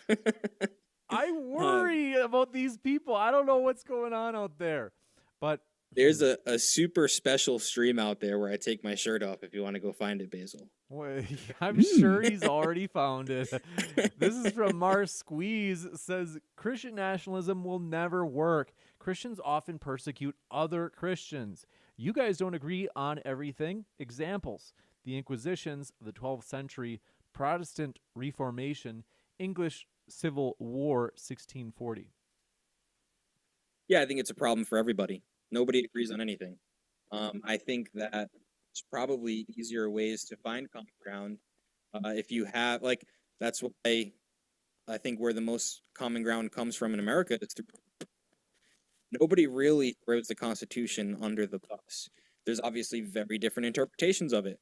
Same thing with the Bible. Most Christians don't throw the Bible under the bus, but there are very different interpretations of it. You got it. This one coming in from, do appreciate it. Basil Problem strikes again. He says, why so hungry? Why shouldn't we ban obese men from voting? Their lifestyle is hedonistic and non-biblical. I'll tell you what, it would probably get me, it would probably motivate me more to be in shape if there were more constraints on being fat. Honestly, you know how much it costs the health system, obesity? A lot. Yeah, a ton of money. And I think that most people who suffer with obesity in adulthood, most of them suffered with it in childhood, and it's a hard habit to break, right? And I think that if there was definitely more social pressure, maybe even political pressure in some form, there would be more parents less willing to let their kids be obese. You got it. This one coming in from, do appreciate it. Basil, no, I'm kidding. This is for Kevin de la Riva. Says, Planet Peterson, can you justify the laws of logic from a secular worldview? Maybe, maybe not. But even if I couldn't, then that wouldn't mean that that wouldn't mean that would have to get them from Christianity or whatever. The way I view, I think logic is merely grammar. It's like literally nothing other than part of the description in which we use words. The idea that I've done a lot of debates on this, but the idea that you ground logic in the mind of God, I think is completely nonsensical, because it betrays everything we understand about how we even make statements. So if nothing existed and God said purple is blue, then that statement would therefore be true. But I think it actually wouldn't really be true. It would just be completely meaningless, because nothing exists except God's eternal mind or whatever. So God's eternal mind is referencing what when it makes a statement like that? Nothing. All of our logical statements reference either things that exist or linguistic concepts or mathematical concepts, which I think are just abstractions. But anyways. You got it. This one coming in from, quick infomercial. As you see at the bottom right of your screen, watch DebateCon 6 featuring Planet Peterson and Jake of Rattlesnake TV as they go one-on-one in their debate. Watch it from home, folks.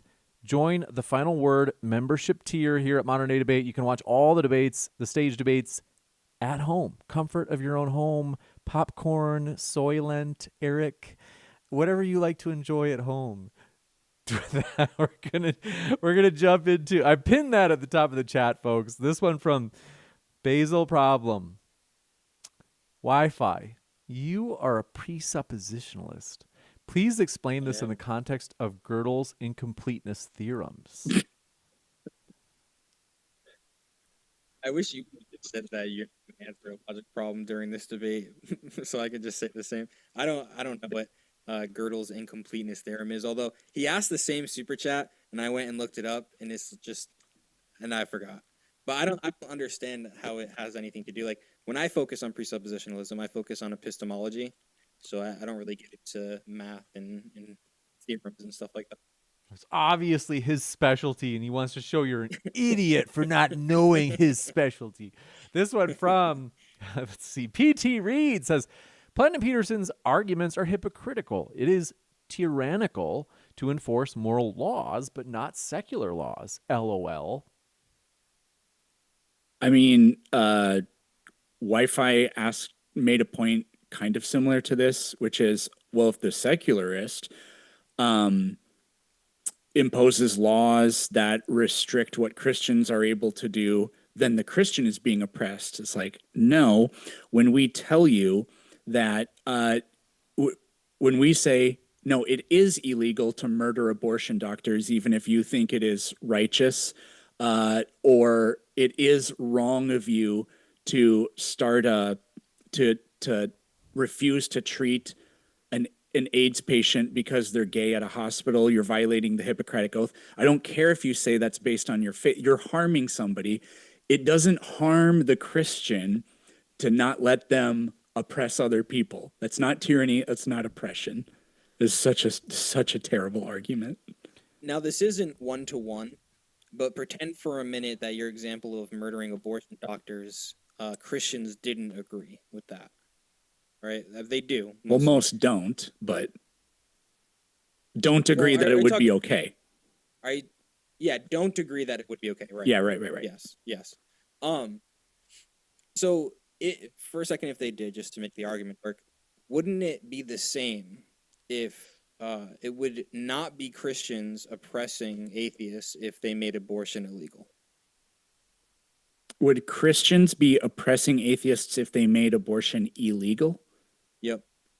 I think they would be oppressing everybody because I think everybody has the right to bodily autonomy to a certain extent. Right. So, and that's why I said pretend for a minute that Christians disagreed with you that it was. Then they said it was okay to murder abortion doctors, just to make the argument. For if you were to prescribe a law or enact a law that made it illegal for Christians to do something that they thought was morally okay, but you thought was morally repugnant, would that be oppressing them? It would depend on the case. If I'm just going to end up kind of repeating myself here. If I'm telling you that you're not allowed to go out of your way to deprive somebody else of their constitutional rights or that thing I said earlier, their right to pursue life, liberty, and the pursuit of happiness, I just fundamentally disagree that I'm oppressing you by not letting you deprive people of their rights.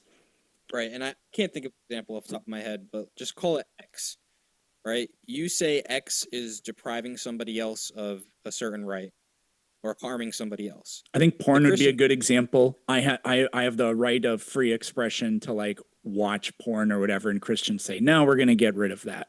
I think that would be a good example for you to use. But the Christian... I'm trying to make it from secularist to Christian, not the other way around, because the other way around argument is abortion, right? Mm-hmm. So you say X is harming someone or taking someone's rights away or violating their rights. So Christian, you can't do X. The Christian says, I don't think that X is actually harming someone or taking away their rights or violating their rights in any way. Wouldn't it be the same if that's not oppression? Then the Christian saying, hey, you... doing abortions is harming someone and taking away their rights, violating their rights, that also wouldn't be oppression. So you're making this specifically about the issue of abortion?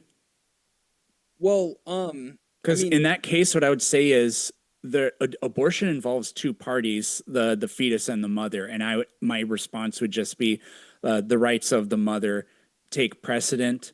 So that would be my short answer to it. Right, but like, all right, sorry, we can move on. We have one that, let me see where, Pseudonym says, I'm surprised Wi-Fi is not asking, quote, if you have knowledge, then God, blank. That's supposed to be the argument, is that if you have knowledge, then God. They say premise one. No, I'm just kidding. If you want to respond, you can. Otherwise, we do have more from Basil about your funny. figure. Those are the debates I usually do. We're opening the wings here. We're expanding. This one from Mar Squeeze. If Christians place national identity above Christian identity, is that a form of idolatry? What does, quote, render unto Caesar what is Caesar's and unto God what is God's mean in a nationalist context? Yeah, I think that it would mean the same thing because not most Christian nationalists are not advocating for strict theocracies, probably some form of symphonia where, taxes would get a little interchange there, but there still would be separate taxes for churches, separate taxes for the government because there would be different functions. lost my train of thought. Could you read it one more time? Sorry. Yeah. They said Christian nationalism will never work. Christians often, well, that's not it. Sorry about that. They said if Christians place national identity above Christian identity, is that a form of idolatry? What does render unto Caesar what is Caesar's and unto God what is God's mean in a nationalist context? I answered the second one, forgot the first. I think there is a lot of confusion because nationalism itself holds different connotations. When you add Christian nationalism, it's not so much a qualifier as something very distinct. Usually, like nationalism is conflated with like ethno-nationalism and white supremacy and stuff like that. That's not what I'm advocating for, and I'm not advocating for your nation to come before Christianity, but rather your nation to reflect Christianity. This one from Pseudonym says, Wi-Fi. Why do you use Thomas Aquinas as a Christian? You should say Catholics are not Christians. You're confusing people on theology and nationalism. Well, I didn't use Aquinas. Planet Peterson brought him up. But what the interesting thing is, you don't have to be a Christian to have Christian ethics. Would you agree with that, Eric?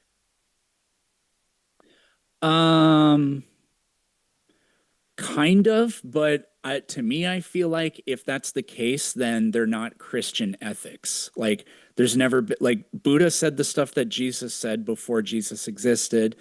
If we want to point to the 10 Commandments, the like 3 good ones, every society has endorsed those things. So I don't think they're uniquely that thing or whatever. It's interesting because you asked Andrew a question during your debate on if Christianity should be allowed in government.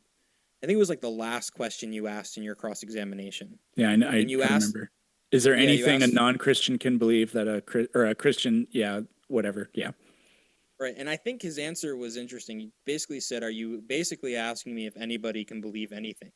And I think that's probably true for most things. Like, there's very distinct things, like you pointed out in Christianity, it's, the belief that Jesus is divine or Jesus is the Son of God, right? In secularism, the belief that only a secularist could hold, or an atheist maybe, is there is no God. Like, there's like very small things that these people can have like exclusivity on. But I think what makes it Christian is the source, the foundation you're getting it from. Both of us could say theft is wrong. I could have the foundation in Christian ethics. You could have the foundation in secular ethics. It's not a uniquely Christian or secular ethic, but it's part of Christian ethics. It's part of secular ethics. Mm-hmm. Yeah. So I would think that, this was my train of thought again. Where were we going with this? This one coming, well, and you want me to read it again or to go to the next one? Yeah. Just read it again real quick because I want to land the plane. You said reread it? Yeah. Yeah, just reread it real quick. Sorry. They said, if Christians place national identity above Christian identity. It was the one after that. What does render unto Caesar what is Caesar's, and unto God what is God's mean in a nationalist context? That was the one? No, that was part 2 of that same question. It was the question that came after that one. Sorry. It was the Aquinas one. Why do you use Thomas Aquinas as a Christian? You should say Catholics are not Christians. Confusing people on theology. Yeah, that was the question. Yeah, we just kind of diverted the conversation. Yeah, I guess why I lost the that's why it happened. Yeah, I got a second job recently. I've been working a lot. Forgive me.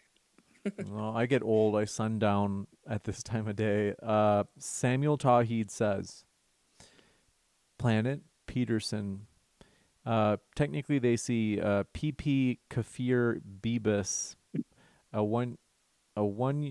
Planet Peterson. Kafir Bebus, a 1-year-old Jewish baby, was strangled to death by your Gazan friends after he got abducted on October 7th. You're evil if you support jihad.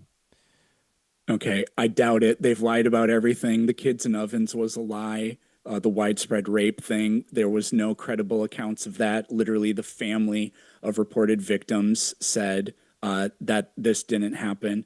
And they've killed 67,000 children at the very least. So take your 1 and weigh it against 67,000 and then go fuck yourself. Basil Problem says Wi-Fi.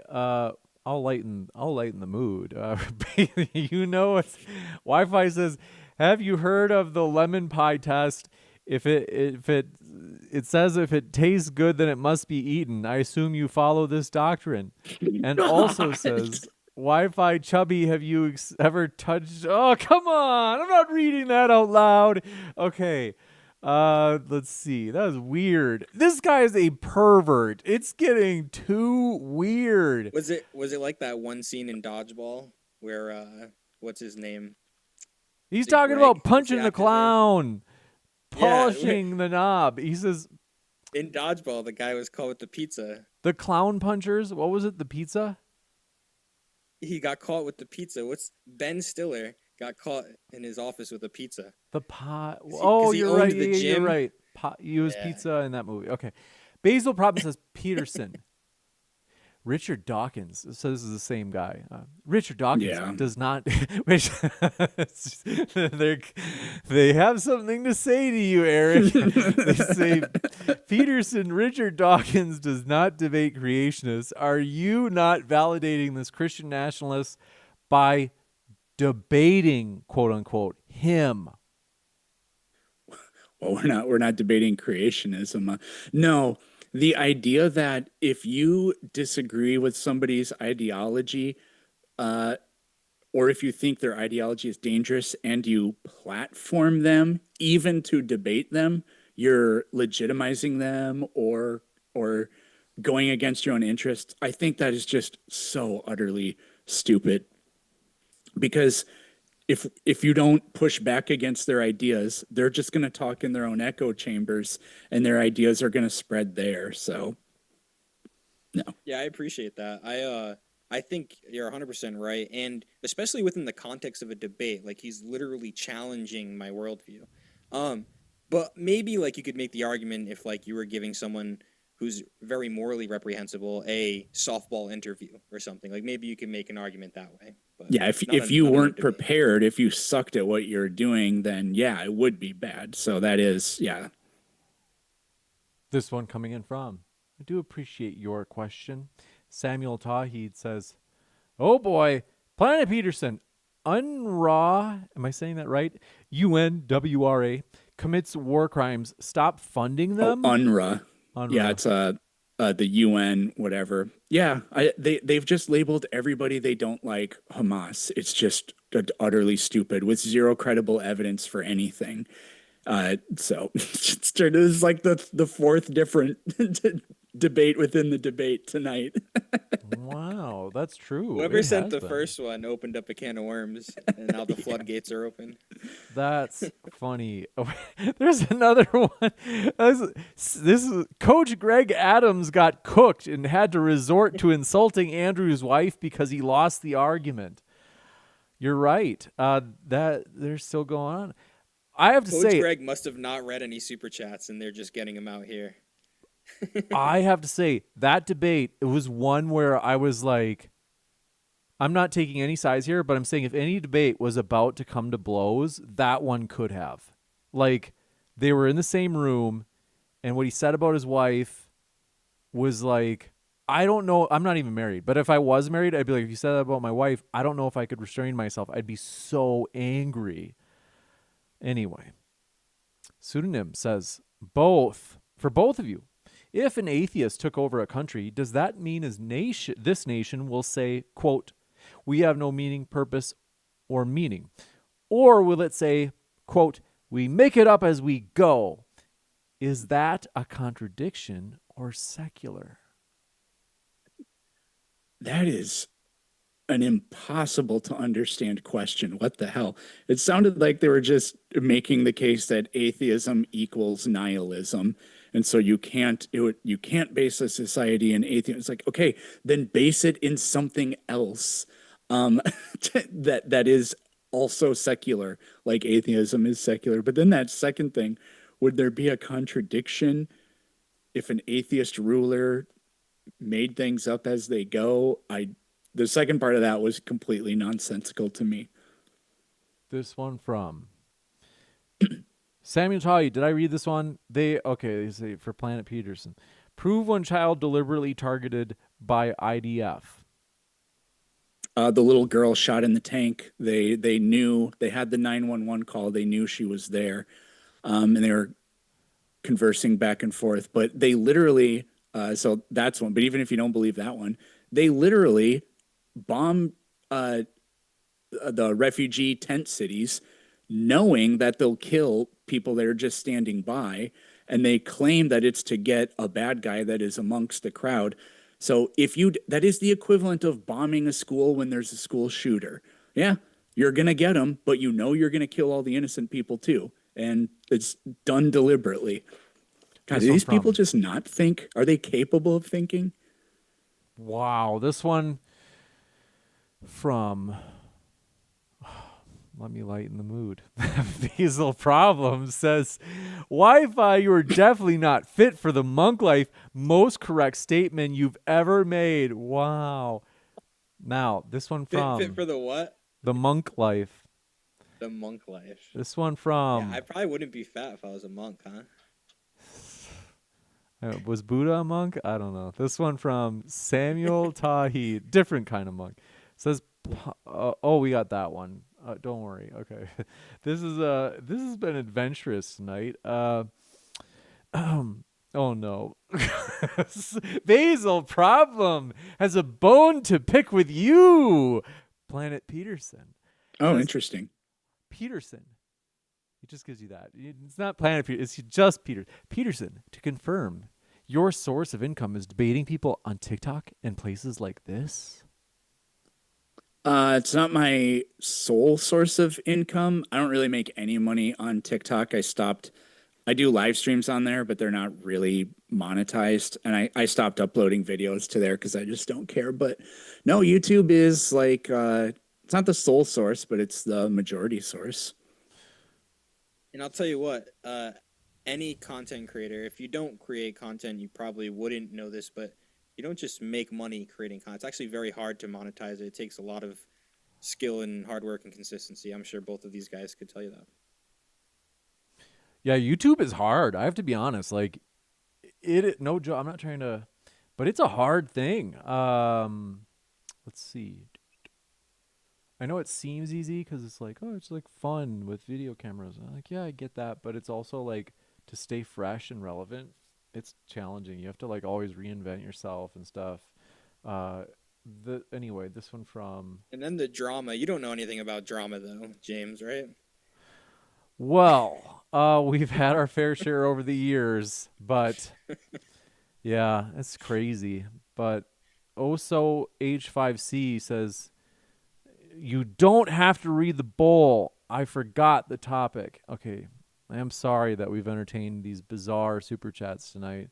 But I do want to say a couple of things. First, come out and meet both Wi-Fi and Planet Peterson. See Planet Peterson debate. And now here's the thing. If you sign up at the VIP ticket, you can also watch Wi-Fi Gospel debate because he'll be debating in those Outnumbered recordings. I think maybe one of them. I don't know if you're up for Daniel Hakikachu. We'll talk.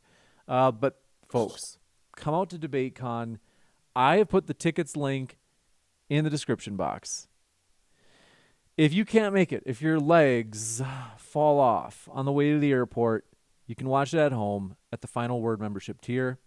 But it's going to be a huge time. And we take it very seriously. We have a lot of armed security because I know people are like, hey, like, you know, there's all sorts of people out there, unfortunately, that might try to do something. We have a lot of hired security. So these are trained professionals, armed. We actually have 4 that we're hiring that will be there. It's an experienced team. So we take it very seriously. And then I want to assure everybody it's going to be safe. This is our 6th conference. Technically, it's kind of our 7th because we did one called Modern Day Debate Live. So the last question that came in, Big League Drew says, how much wood would a woodchuck chuck if a woodchuck could chuck wood? Thank you for that, Big League Drew. That much more positive. My oldest, I used to say that to him all the time when he was like 2. And then I could just look at him and I would say, hey, Noah, how much? And he would go, and he'd start yelling at me. It was pretty funny. That's funny. That's funny. I like that. Folks, come out, hang out with us at DebateCon 6. Thank you, Eric and Wi-Fi Gospel. It's been a true pleasure to host you guys tonight. This is a lot of fun. Same here. Thank you for having me. Yeah, no problem. I'm going to be back in just a moment, folks, like 12.8 seconds to let you know about sweet upcoming stuff. For example, I'll keep you in suspense. I'll be right back in just a moment. I'm going to let our guest go.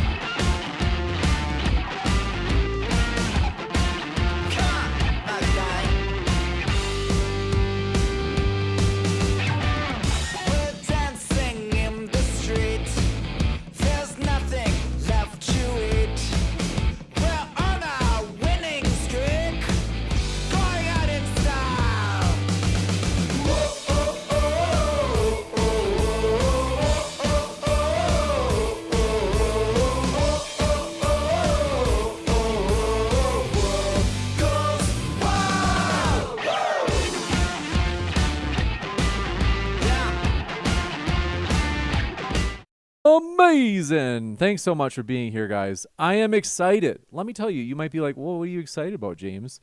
Well, first, I want to say a huge thank you to our sponsor for DebateCon 6 at the bottom right of your screen. We are very thrilled to have the sponsor. Main First. They are linked in the description box. You can see their link there at the bottom of the little promo poster. And I got to say, the sponsors help make these events possible. They are, I got to be honest, I'm not complaining. I like the challenge. Although I gotta say, sometimes it's like so challenging that I'm like, is this worth it? The conferences.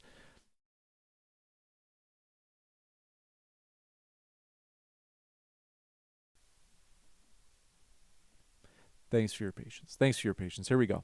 The conferences are challenging. So we appreciate our sponsors immensely because financially it's always stressful thinking like, are we going to break even? Because the goal is, hey, if we can at least break even, which we have pretty well done on our past conferences, that's the big thing is we're like, hey, it's maybe not going to be huge every time. And if we can just break even, though, like we don't have to make money because even though it's a massive amount of my time and part of which I could be doing stuff like normal streams, but one, we want to build the biggest and coolest debate platform on the web, and we are consistently doing that. Part of that is putting on these huge conferences. Not only that, thanks for your super chat. Appreciate that one. Just came in. Big League Drew is not only that. Basil problem, nasty guy. Still talking about Cash's jet. He's a strange man. But I gotta say, these conferences, we're determined to provide a fully neutral debate platform. We don't have any positions as Modern Day Debate, other than, we think debate is good. We have publicly said that we think that one of the great things about debate is that it replaces people using violence to achieve their goals. Kind of like voting does an even better job of replacing violence. Debate is like an advanced step for humanity in which it's like, hey, instead of trying to enforce things by force, let's reason with each other, try to persuade based on arguments and evidence. Debate is a good thing. But that's it. We have actually, technically, we've said we are, if it's for the sake of self-defense, then we do believe physical force is justified. That's why we do have armed security at our events, is that we want to protect our speakers. That's important to us. So yeah, we do have armed people there. Some in uniform, some not, to make sure that they are safe. Now I got to tell you, want to say thanks so much for being members. Now, you guys, we have gotten one new membership during the stream. Consider joining our Final Word membership. You might be wondering, well, why would I do that? I'm going to show you right now. So if you look on screen, I'm going to pull this up. Let me show you. You're like, oh, I don't know. Believe me, you will know in just a second. Is Modern Day Debate offers example, the final word, which you can see at the far right side of this, or far left side of the screen, you can watch all of DebateCon from home in the comfort of your own home. Amazing! Who wouldn't want to do that? You also get your name on screen in the little ticker that scrolls during the live debate. And you can also share your thoughts at the Modern Day Debate monthly meeting. So this is a Zoom call that I lead, and I say, hey, here's what we're up to at Modern Day Debate. Here's some of the things we're working on. And it's oftentimes a work meeting. But it's also an opportunity. Like if people come in and they, I don't like the way this is. I'm like, all right, let us hear it. We'll hear you. I got to tell you, there are 7 stage debates at DebateCon. If you sign up at the final word membership level, we're going to do it. I know we can find someone that's going to jump on this. You can cancel it right after the conference if you want. There's nothing wrong with that. Is fine. But you get to watch all of the debates for about $2.14 each. So it's like $2. Like whatever. That's like the smallest level of super chat. You can watch the entire debate. And I've got to tell you, we have other membership levels as well. But that's the big one that I say, folks, jump in on this one. Can you tell my nose is stuffy? I'm in Arizona or Nevada. My nose is so stuffy. The air out here is so dusty. It's very, the air is not great out in the desert. But I love it because I love the sunshine. Seriously, I do love it out here. Now, I want to say thank you for your support. Let me jump over to that list because we do read members at the debater level and higher. So that includes the final word level. We read their names at the end of our stream. So this is just a way of saying, hey, thanks so much for your support. We do appreciate that you do that. And I'm going to pull that up right now. But want to say hello in the old live chat. Let me know where you are coming from. As I had already mentioned, I am in Nevada. I'm sure that you guys are in different places. I'm kind of curious where you are at. And then let me load this puppy up. So, but yeah, Q, thanks for becoming a member at the debater level. Amazing. Now, this one coming in from, I'm going to read through these. Got a nice little spreadsheet here. Very, what's the word I'm looking for? Organized. If you haven't yet, hit that like button. We do appreciate your support that way as well. And if you did not know it, we have this Facebook group that we are trying to get this puppy started. If you have Facebook, follow our Facebook group. I'm linking it in the live chat right now. And we're trying to get this clips page. So it's the Modern Day Debate clips page on Facebook. We're trying to get this puppy started. And I've got to tell you, we're excited about this Facebook clips page. Help us get it rolling. Do a good deed. Give us a pity follow over there, would you? It's a nice deed, a good deed you can do. But let's look at those members that I had mentioned. So I'm going to pull this list up, pull it over here, and then voila. As I mentioned, thanks Q for becoming a new member, as well as C. Durr. Thank you. And Red Dead Ed, as well as Lil Mink. Thank you so much. Those are final word members, as well as Army Brian 69. Thank you so much. Cake Hans, a final word member, and Bob Whitaker, voice of reason. Final word member. Thanks for being a supporter. Kyle Adair, member at the debater level. Oliver Catwall, thanks so much, as well as Prime Apollo, Pajaro Santo, Action Packed, Lorraine, Reed M, Tippy River, Greg S, Daniel Gruen, KJ Smith, Toadman Alcatraz, Trigger Gaming, MC Natty, Desert Shadow, Josh Gardner, Agrilapolis, Jeff C, Kokomo, CSS Element, as well as Big League Drew and Adir S Fasir. Thanks for being final word members. Maudie 3 and amazing Matt League. Thanks so much for being a channel member. Evan Lundstrom at the debater level, and hot tuna and tea as well. Yuck Fine at the final word membership level. Gino Biscotti, thanks so much for being a debater level member, as well as Mortem, Jordan Walsh, I Killed Earl, and Shiri, and Tyshira Eubanks, plus Samuel Lindstrom, and Nikki No Sticky, Fady Ibrahim, Basil Problem, Nasty Guy, Jen Ranch Girl, Nathaniel, Mr. Samuel Tawheed, Walk with the Spirit, Ryan, Kat Johnson, Marilyn, Jupiter Darman, Tony's Tech and Custom PCs, as well as Pito Rosario. Thank you so much for being members of the debater level or the final word level. So want to say thank you guys for all your support. Don't forget to hit that like. I'm going to go because I can't stream too long because I actually, like, it's an amazingly busy week as, like, DebateCon gets close. I get just an insane amount of emails about, like, can I upgrade my ticket? Can I switch my ticket day? All sorts of emails. And so I can't stream as long as usual, but I do want to say thank you guys for your support of Modern Day Debate. As I had said, we want a fully neutral platform where it's not debates and then I go make essay videos and say, hey, this is the case, you know, here's position X is true. And, you know, this is a purely neutral debate channel. It's just debates here. Now we'll do, like, clips, but both sides will be heard in those clips. So you get the idea. We want to provide YouTube. We believe that YouTube deserves a better class of debate channel, and we're going to give it to them. So thank you guys for your support. Keep sifting out the reasonable from the unreasonable, and we will see you the next debate, which is this Friday. I'm excited to host that one as well. I'll see you there. Thanks, friends, for your support. Love you guys, and have a great night.